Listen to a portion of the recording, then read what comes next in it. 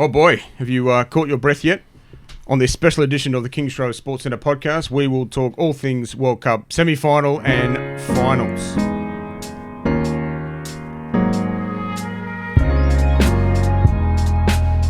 Welcome everybody to this special edition of the Kingsgrove Sports Centre podcast.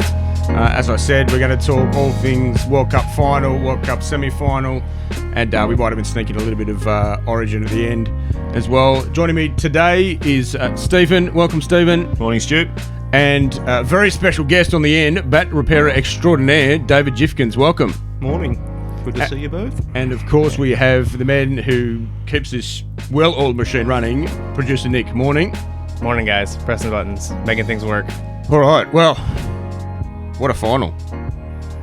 Amazing game of cricket. It was what a weekend of sport in general, and then obviously you had a fantastic final. One amazing semi-final, one not so good semi-final from an Australian point of view.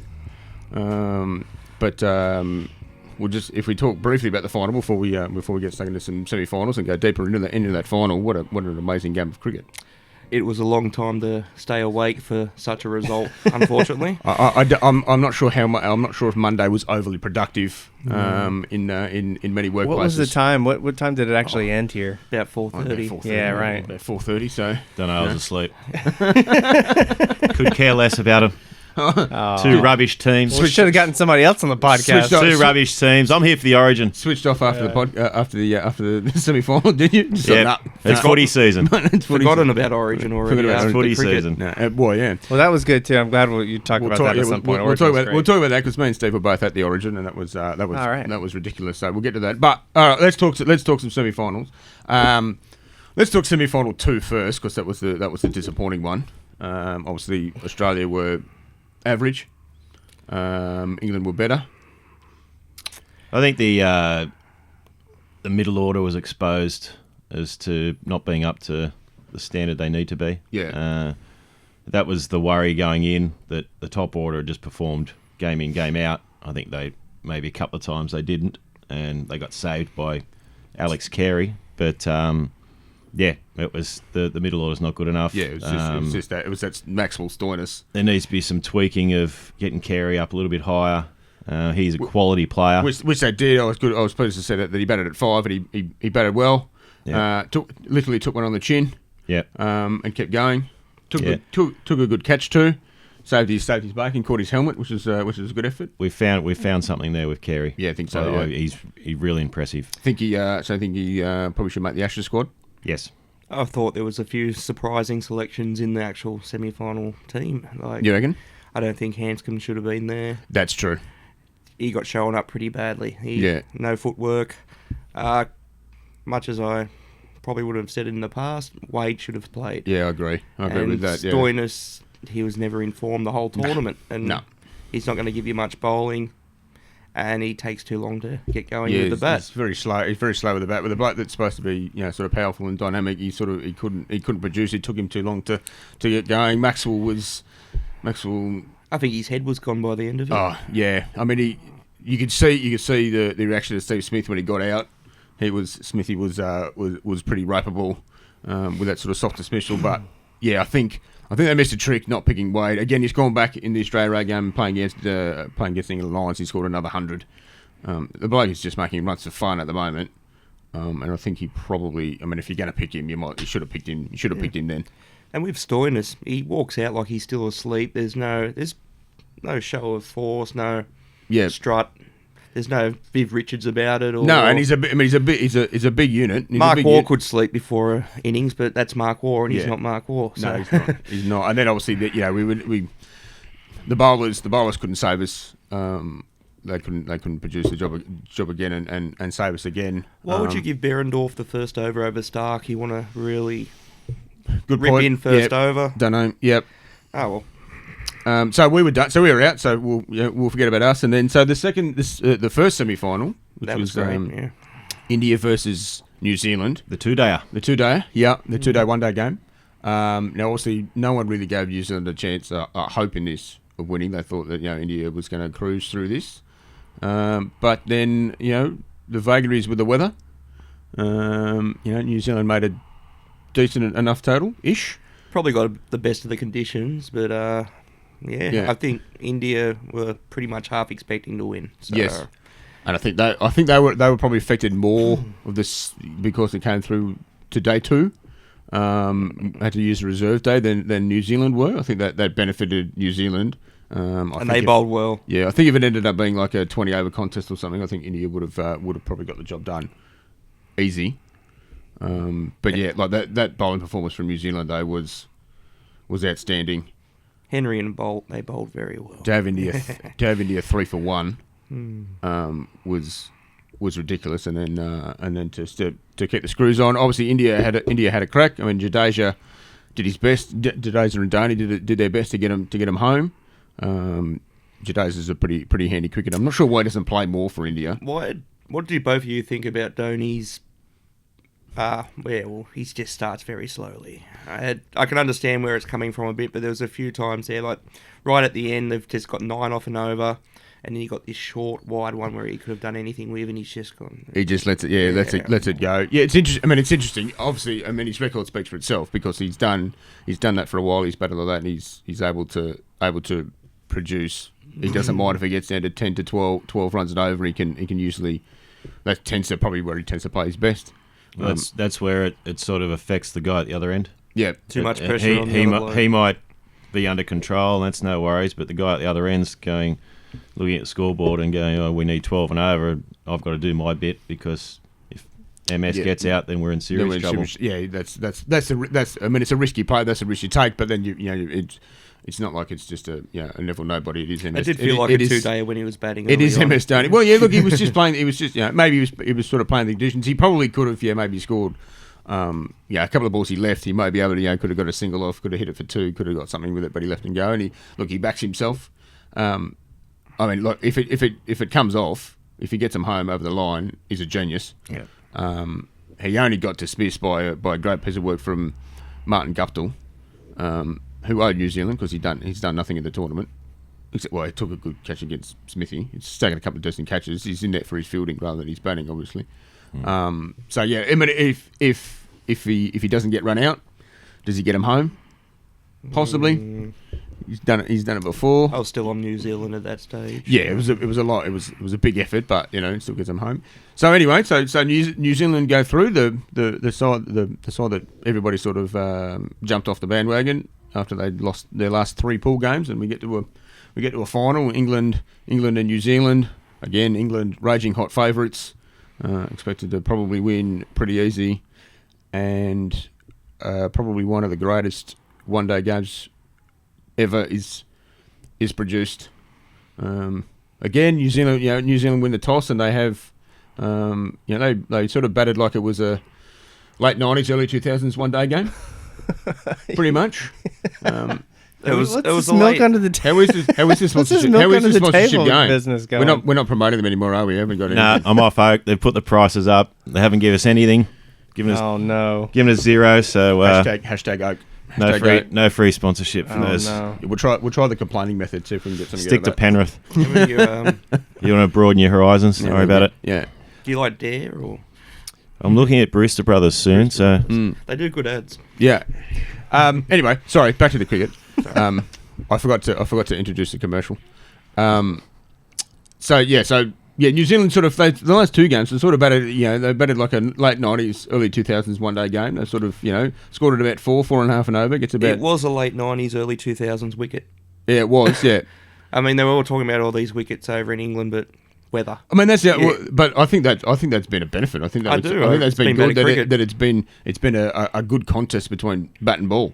Strangely, I don't like watching teams score 450. Yeah, runs exactly. in It's one not just day. it's not just a slogfest. Probably coming from a bowler too. Yeah, but it's not just you're not just watching to see how far some bloke can hit the ball. It's actually a contest, and the blokes that are good cricketers have scored runs and have been good hard-earned runs, and you can see some good bowling.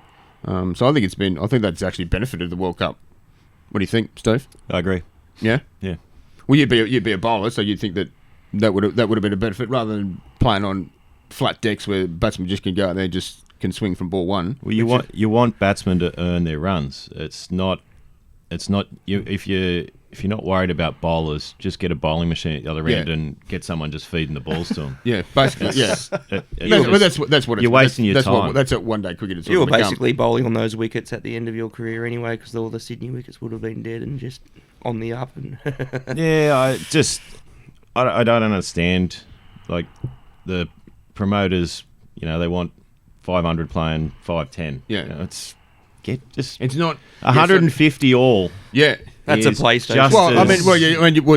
The finals are perfect case in point, isn't it? It's you don't need a million runs to get a great game of cricket. It wasn't 400 versus 400. No. Bowlers were involved. The batsmen were involved.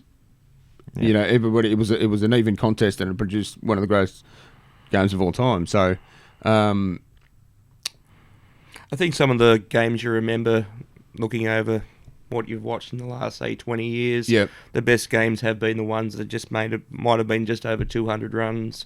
Yeah. And they're just close. Yeah, they're the exciting ones. It seems sometimes, those exciting ones. And the fact that, if you only make sort of 200, 220, 240, but if there's a bit in the wicket, then you've got your bowlers have got an opportunity to sort of, get you back in the game and take some wickets. So,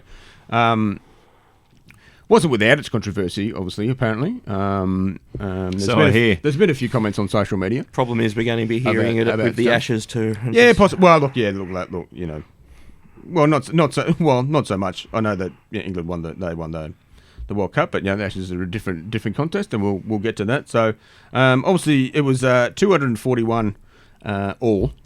Although New Zealand were 8 for 241, England were all out for 241. We'll get to that in a minute.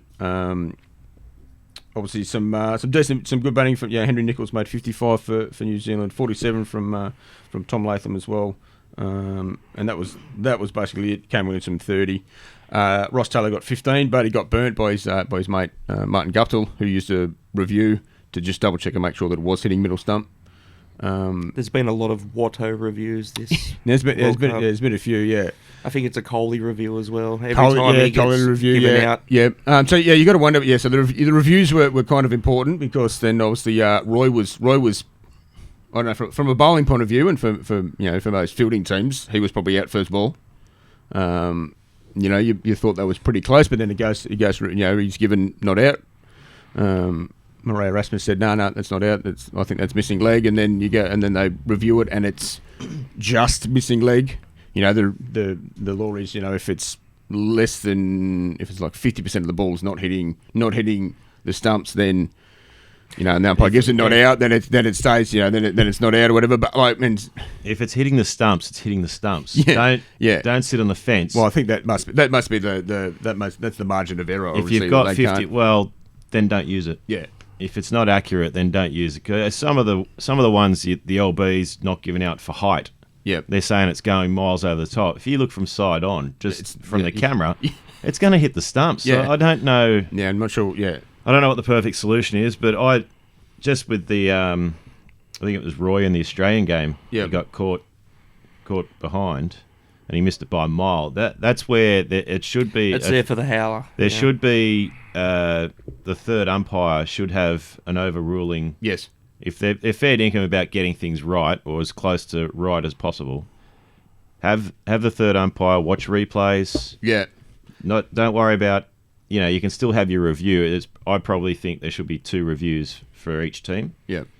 But oh no, just got a message. Forgot my sandwiches today. Oh no. Devastating news. I think there should be the third umpire coming and go, mate. He's missed that by a week. Missed that by a mile. Get him back in. Get him back in. Yeah. Because, it's all about getting things right. Well, let's do it. Yeah. What did you think about Roy's reaction to that? And should there have been more of a sanction? I think there should have been more. Look, whether or not it's a everyone's saying, it would have robbed the game if he shouldn't have been. I'm glad he didn't get suspended for the final because it would have robbed the game, etc., etc. I would have thought maybe, if you're going to do that, just fine him 100% of his match fee, not 30% of his match fee.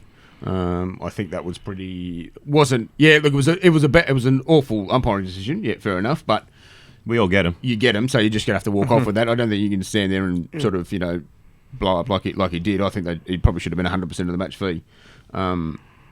unless they only did it 30% because it was such a bad decision, and they classed that as mitigating circumstances. But I would have said 100% of his match fee. So what happened there? I'm not aware. In the semi-final, Jason Roll was given out, caught behind from he played a shot down leg side and he missed it by plenty, missing not even close to it. But because England had used up their reviews, he couldn't review it to get it overturned. So it was given out, and he was not very happy with the decision, and sort of told the umpire so, and quite animated. Quite animated. Yeah, yeah, okay. yeah. So one of those things that wasn't a good look for the kids. Right. Yeah, definitely. Okay.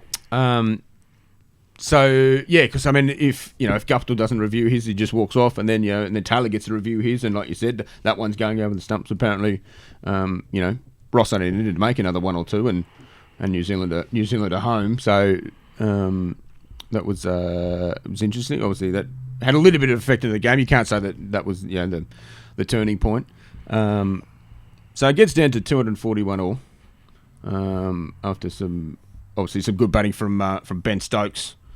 84.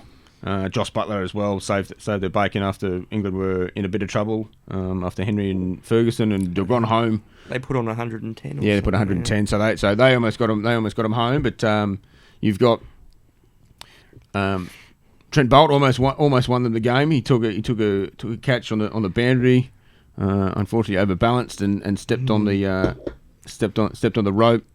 Yeah, that was tragic. Yeah, yeah. But that was very exciting. At 4:30 in the morning, it's hard to get to sleep after all that event, all that happening. It was just, and it was just a slight bit of sadness. Yeah. Just a little touch of sadness. Now, of course, so we get into the Super Over, and I'm pretty sure this was in the Super Over. I did watch the highlights last night, but in all the excitement, you sort of get confused. So you've got the Ben Stokes four overthrows, 6 incident. I was just reading about that. Yeah. Now, obviously, freakish. Ben Stokes didn't do anything wrong. He was just running. He dived, and the ball happened to just hit his bat, and it goes for 4. Now so England were awarded 6 for that. Now on bump. Now should have been 5. This is a good. It's a good discussion point. It's a good tie-in too, because on our next podcast, we have a special guest which we've already spoken to, the very well renowned and respected umpire Simon Taufel. It's nice of him to get into the world's media after doing this for us. So yes, it is. Yes, it is indeed, isn't it? Good time. So he's come out. We really gave him a leg up on his. We did. We just boosted him up. We said, "Come on, Simon, just get out there." So he's come out. Take notice of that oak. Yeah, he's come out. He's come out and said that the umpires may have made a bit of an error in awarding England 6 for that. Apparently, it should have only been 5. It's a very obscure rule. I think it's when they throw it. Yeah, they should have crossed. If they hadn't, right. Apparently, I was just looking at a picture of it then. Yeah. And something about So when Guptill picked it up and threw the ball, the batsman hadn't crossed for their second run, so they should have only really got the 1 run for that, and then and obviously the 4 for the boundary. So it only would have been 5, which then would have meant that New Zealand would have won. Ashley Giles has come out overnight saying he's not interested by this, and we won. Get over it. Which. He's right. He's right. Look, I'm not sure. I'm not sure if someone's. I don't know if someone just tweeted it or put it out, or someone actually happened to ask him or something. But he obviously speaks more exciting than he bowls. Put it that way. Ashley, yeah, it does. Anyway, so look, So I mean, if lots of things obviously could have been different there. They could have been down to could have been 5, which meant that New Zealand we could have been celebrating a New Zealand victory. Yeah. I don't know if it. I mean, I'm not sure. Look, it obviously would have made a big difference, but it's such an obscure ruling or rule that and in the heat of that moment. I got an article from the Telegraph that actually stipulates. It's got Simon's quote in it, but also stipulates the rule, MCC Rule 19.8. It says, in the event of an overthrow, the runs scored are the allowance for the boundary, and the runs completed by the batsman, together with the run in progress, if they had already crossed at the instant of the throw or act. Yeah, So I guess the thing is they hadn't crossed. It's the crossing. It's the crossing. Nowhere near it. It's the crossing. Yeah. So is that they hadn't crossed at the moment that the fielder threw the ball in? Yeah. Yes. Right. Once he'd retrieved the ball and thrown it. In. So apparently they should have only got the one run for the one run that they completed and the 4. May have thrown at the wrong end anyway. Yeah, possibly. Well, obviously going for Stokes trying to get him out, but yeah, went for the long end. So right. Simon called it a clear mistake, an error of judgment. Yeah. Take that, boys. I mean, it doesn't really matter how obscure it is to us. Umpires need to know that. Yeah. Yeah. Right. You think they could have come through them? Well, again, I think they had. I mean, taken that extra 30 seconds in such an important. Because I think game. I think they had a discussion about it. It wasn't like they just ruled it straight away. I don't think so. Yeah, something maybe could have been. Yeah, I mean, either the third umpire could have just radioed through and just said, "Yeah, boys, they hadn't crossed for that second run." Make that 5. I get the idea from Simon's quote that he doesn't put. I don't think he puts any blame on the umpires other than that as we learned from our discussion with him, sometimes you just miss stuff. Yeah. You do your best, you make the best call you can with the information you have on hand, yes. and they just missed it. It's hard to work out whether they were looking at the batsman to see, was one of them looking at the batsman to see if they crossed, and then someone looking at the ball when the ball was thrown. There's lots of moving parts, and that is also the time of the game it was, the noise and the atmosphere that's going on. I mean, they're human. You'd be thinking that they'd be kind of getting caught up with it slightly. Yeah, and umpires stick together. Yeah. Well, yeah, man. If you're watching this podcast or listening to this podcast right now, please check out our next one with Simon. He was an absolute delight to have, and very interesting. Yeah, very cool guy. Was a great chat. He's now, awesome. of course, then the thing that social media is blowing up about. Okay, so 241 all at the end of 50 overs, 15 all at the end of the super over, and then England win on boundaries hit. Do I understand correctly too that New Zealand had taken all wickets? Yes, but England just won because the end of the super over. Yeah, they hit more boundaries. They got 241 in the 50, and New Zealand only got 8 for. So basically, in the laws of the rules of the World Cup as they're coming through, in the event of a tied game in the final, then they go to a super over. Yeah. In the event of the super over being tied, then it goes. Then the winner will be determined by who's hit the most boundaries. Sure.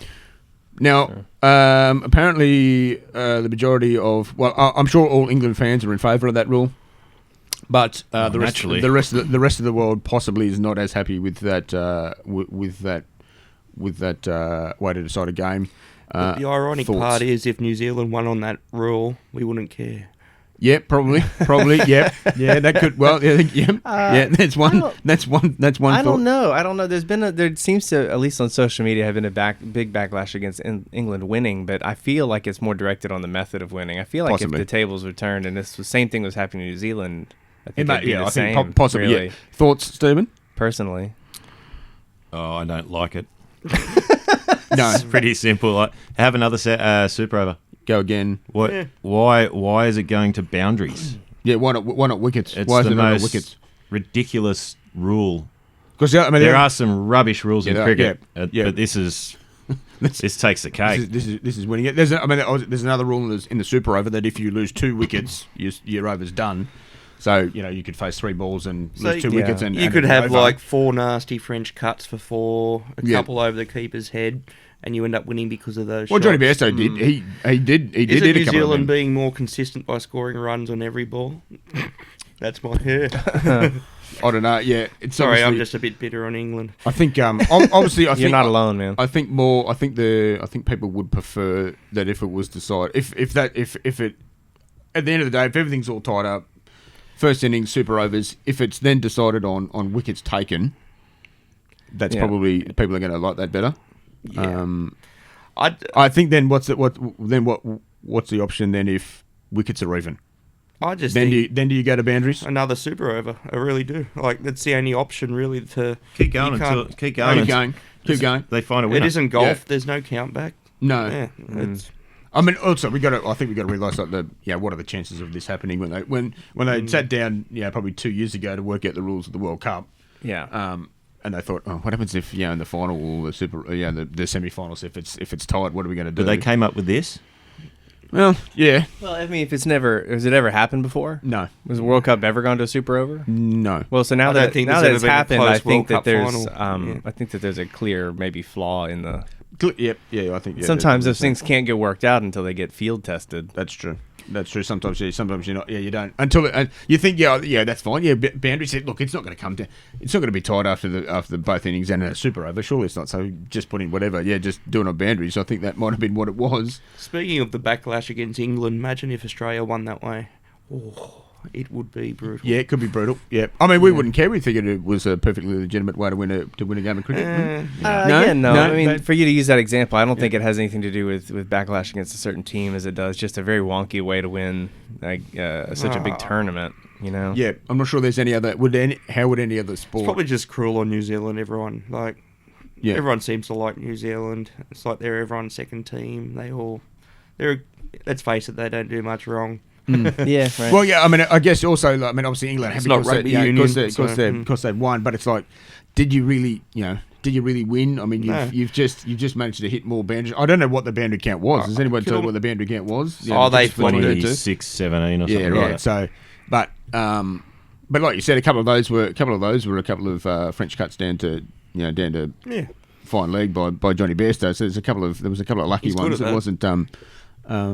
Yeah, it's like you'd probably prefer to win a game of cricket properly normally. Essentially the World Cup was tied and someone just hit more boundaries than somebody's got to be declared the winner at the end of it. They're all- Well, do they?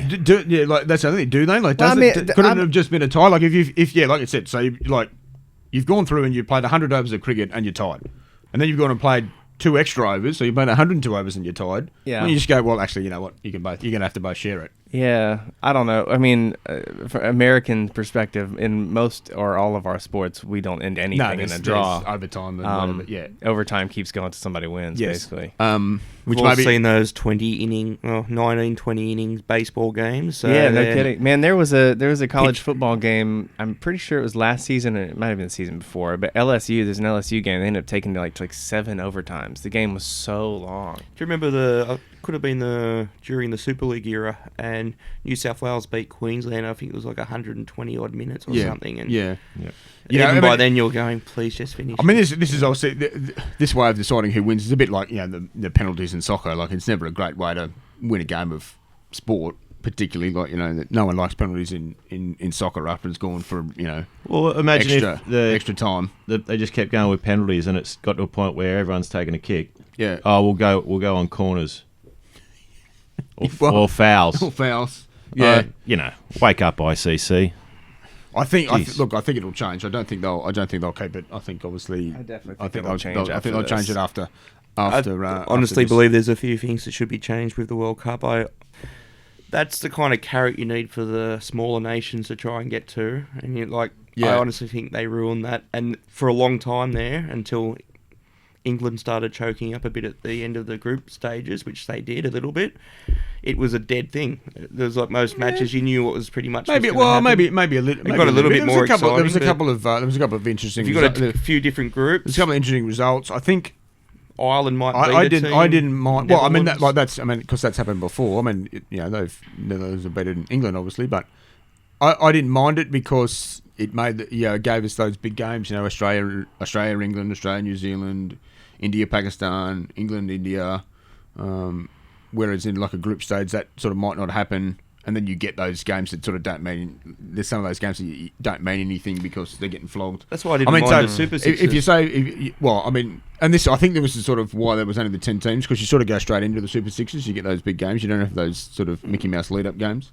There's a World Cup qualifying tournament beforehand, so Afghanistan and the West Indies qualified for that. I actually watched a fair bit of that. Yeah, That was so actually quite exciting. Ireland could have made it. Scotland could have made it if they won came in the top 2 of the qualifiers. They could have got in.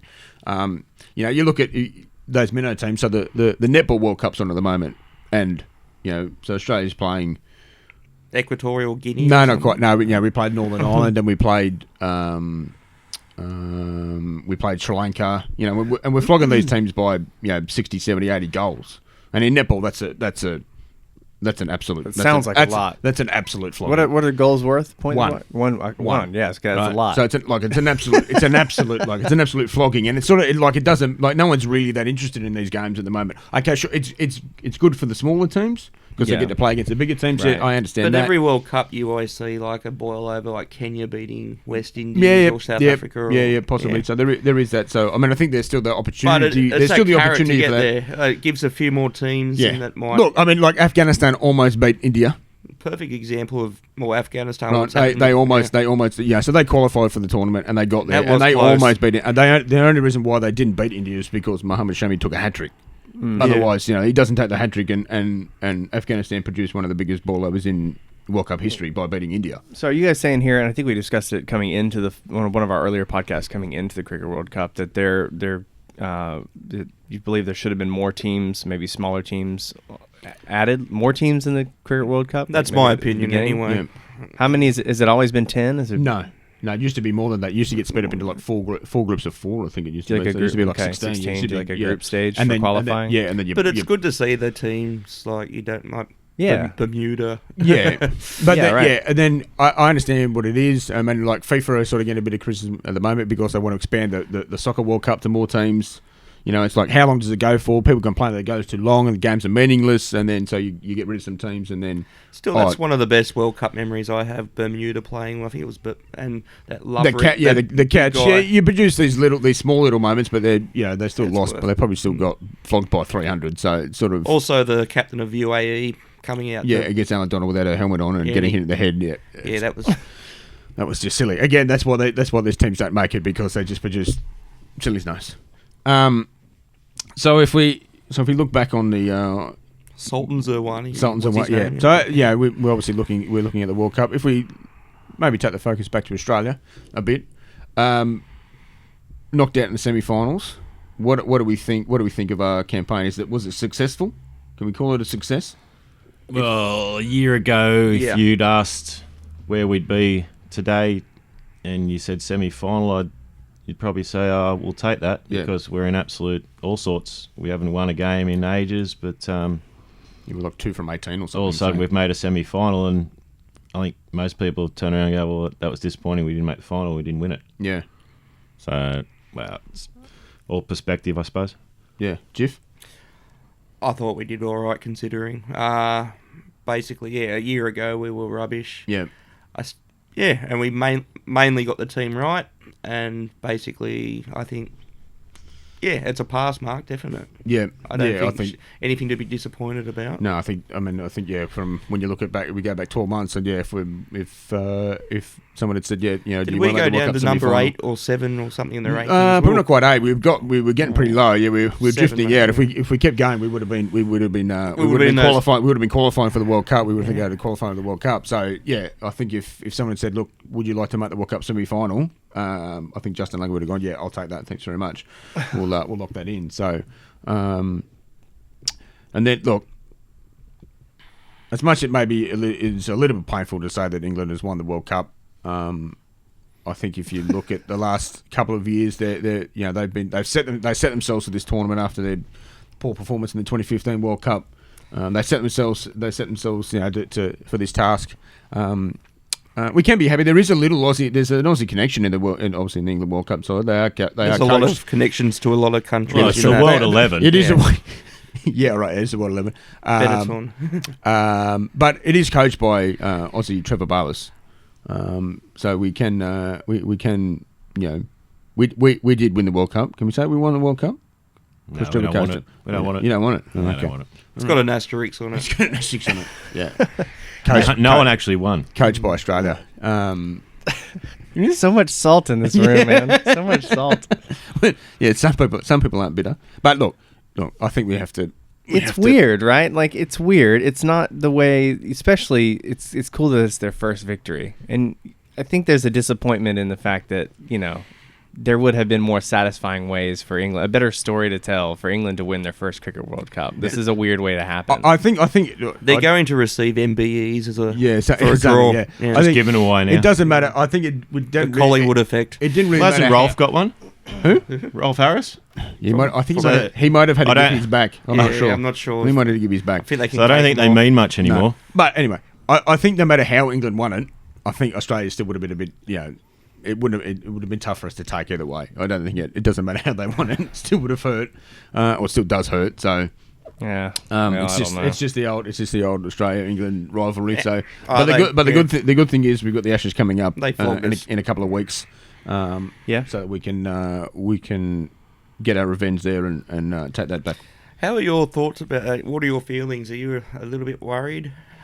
I think I am a little bit. Going into the Ashes? Yeah, I honestly think there's a few too many players who can't play the swinging ball, and Well, there is always that. I guess it's the team that they're going to pick. So I'm hoping that they pick the right team. I'm hoping that Wade gets in. I'm hoping Carey gets in the squad. Whether or not they actually end up playing a test match, but I'm hoping they pick him. I think we've got some good bowlers. James Pattinson's in form, so I think he'll obviously be in the team.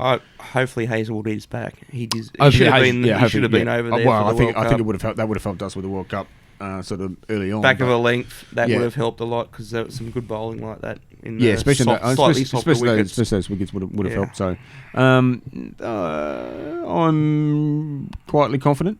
We got the first test is at Edgbaston, and which is England's favourite ground to play at, and we haven't won there since 2001 or something. So we could be. That's a tough ask for us. I think maybe if we get away with a draw there, that could be handy. Hopefully going into the Lord's Test, which should hopefully be the second one where we've got a good record, we might be able to get a victory there. So look, it'll be tough. I mean, England's still a good Test side, but they've got issues in their top order.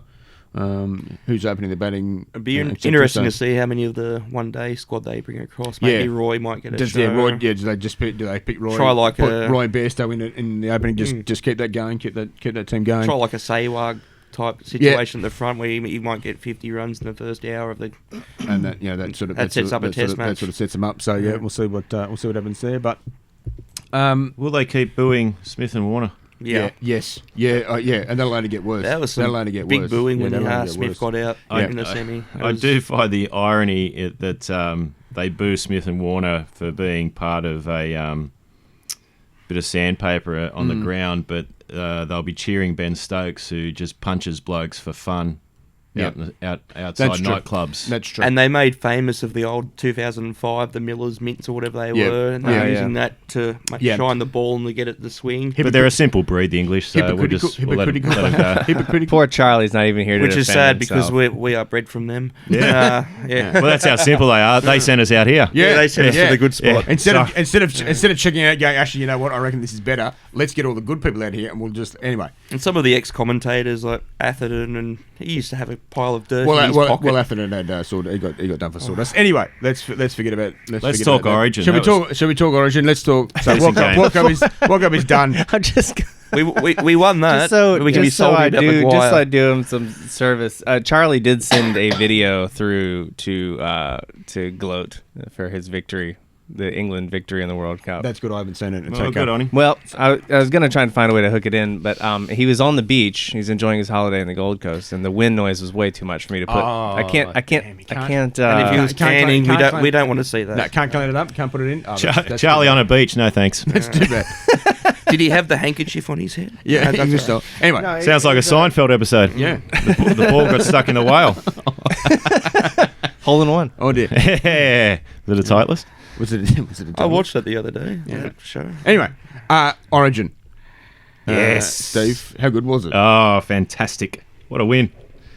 Good Okay, game. like good game. I said that I was going to watch that game, and I did watch that game with my in-laws, and it was spectacular. By far the best game of rugby I've ever seen. But one of the things that rugby league. rugby league. Don't call it rugby. Don't call it rugby. Rugby's a dying, retracting Very sport. Very upset. Rugby league. Game of league. You know what? If I didn't know any better, I think that between the England talk and the rugby thing, that Australians have a tendency to be very sensitive.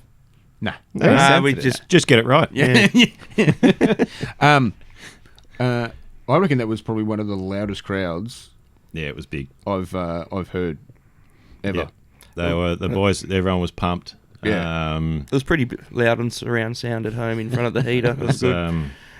It was a brilliant atmosphere. And look, the first half, there's a lot of talk about the referees sort of dominating, and I thought they played well in the first half. The refs. It was 10 penalties in 30 minutes or something like that. 12, and might have been a phone call at half time from the refs yeah, boss. Yeah, you think because he might have got a phone call at half time from somebody else. For me, it might have set up the second half.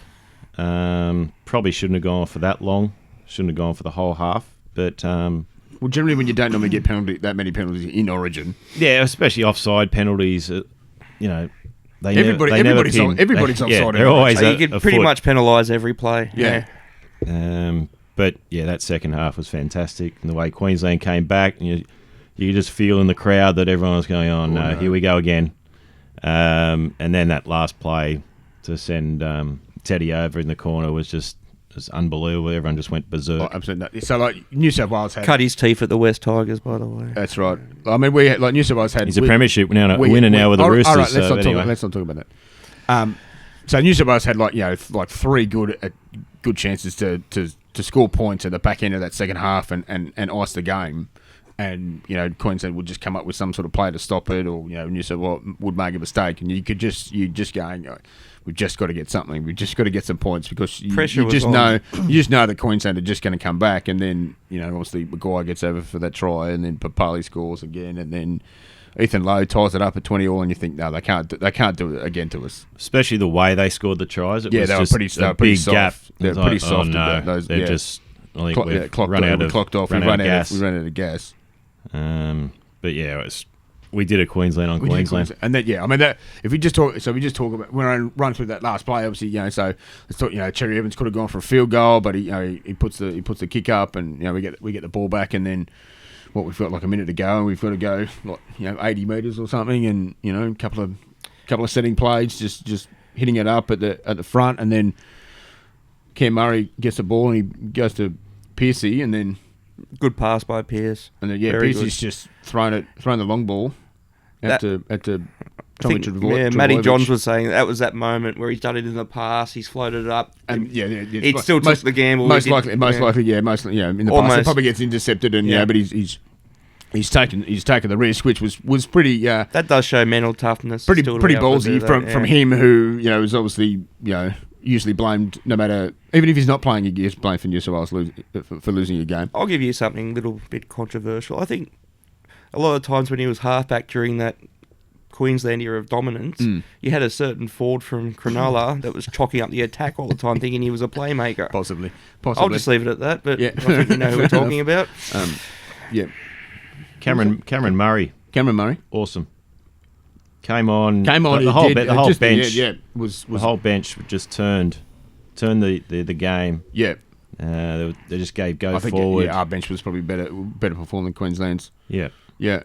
But the ball's going down the sideline, and Ferguson's got it, and Corey Norman had a good shot on him. He hit him pretty hard, but Fergus somehow managed to stand up, even stay fend, in. Just stayed, didn't even fend, just stayed in, and bit then of a redemption story. For Fergo. Just tiptoed down the sideline, which was a remarkable effort, and obviously then got the ball to Teddy, and then Teddy does just what Teddy does. That pass behind scores, him actually helped us. It's a little bit. Queenslander on his stop feet. the play. Yeah. It's obviously been talked about. Freddie's talked about it a bit. Other guys might have tried to keep running through and just grab the ball sort of one-handed, but Teddy had the presence of mind to actually stop, turn, catch it. Which probably helped because the defender sort of went past, and then he's run and scored in the corner, and it was just pandemonium, wasn't it? Yeah, it was. It was great. Pandemonium. Great scenes. 80,000 New South Welshmen. Just savouring the moment, exploding. It was funny to watch after that final try. Everybody realized, hold on, he's still got to convert that. Yeah, Maloney's got to. And then Jimmy. Yeah, obviously the ground announcer actually had to tell everyone off the field they still got to kick the goal. We have to take in conversion. Please leave the field. There was one bloke that won quite a bit of money because he chose that score. Yeah. And he was just very happy that last goal went through. Please take it. Please take it. Now get it. And he took it, and Jimmy just lines it up and kicks it over. It wasn't like it was right in front. It was a bit out wide. He's just put it through as Jimmy did, and then So he could have actually declined the kick. Could have declined it. Yeah, could have declined it. I would have given it to someone else. Just give someone like one of the props or something. Just give him a go. Well, luckily for that bloke, luckily they didn't, and Jimmy put it over. So. Again, back to back. Is there any talk that Origin's dying because New South Wales has won 2 games, two series in a row? It's just doesn't have the same impetus anymore. When that's New South what it Wales was wins. like when we actually won before the. Yeah, I remember it was like. Oh. It's only good. Origin's only good when Queensland's winning. That's right. So, if New South Wales wins 3 in a row, like that'd be it. Call it off. They'll just have to call it off. I think that this makes the 5th out of 20 deciders that New South Wales has won. Yeah, they've only won 5. We're not great in the decider. We do tend to only won 5 out of now 20, and that this, if I'm not mistaken, was the first decider they've won in New South Wales. Probably. Yeah, we're not great. Although because Queensland's record at ANZ Stadium is not good, which was handy for us. But obviously next year we get to go off to Adelaide, the great footballing town of Adelaide, which will be exciting. Won't it? What do you think? What do you think about the neutral venue? I don't mind that. Adelaide they weren't a bust when they were in the Super League. True, but it's a sporting loving public. It really is. They're like Perth. Like if you are going to, I'd like to know how many of those. You'd like to know how many of that 60,000 in Perth were. How many? What percentage of those were actually from Western Australia? Probably a lot of expats from other states. Yeah, expats from New South Wales and Queensland, but.